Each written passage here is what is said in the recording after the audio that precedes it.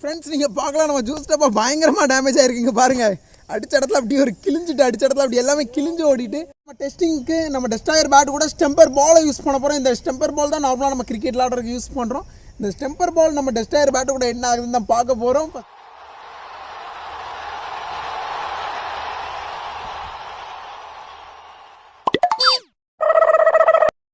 உனக்கு ஆடவும் தெரியல, சரி பேசாம உக்காடுறானா கேட்கவும் மாட்டேங்கிற.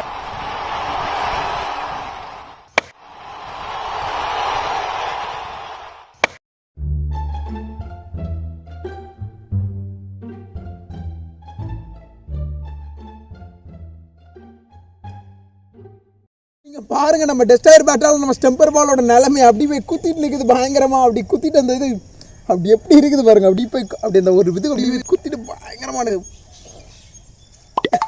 வரமாட்டேங்குது காய்ஸ். தானியை அப்படி வளைச்சி விட்டுட்டு நாம இதை நம்ம டென்னிஸ் பால் கூட ட்ரை பண்ணி பார்ப்போம்.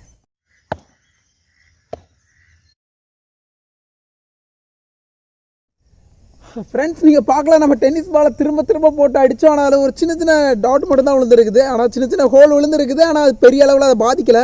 டென்னிஸ் பால் லைட் வெயிட்டுங்கிறதால இறங்க மாட்டேங்குதுன்னு நினைக்கிறேன். நெக்ஸ்ட் நம்ம ட்ரை பண்ண போகிறது நம்ம மேட் பண்ணது. நம்ம லாஸ்ட்டாக அந்த செருப்பை வச்சு பண்ணோம் பார்த்தீங்களா, ஸ்லிப்பரை வச்சு ரெடி பண்ண அந்த பாலை தான் நம்ம நெக்ஸ்ட் நம்ம டெஸ்ட் பண்ண போகிறோம். இந்த டெஸ்டிங் ரொம்ப இன்ட்ரெஸ்டிங்காக இருக்க போது.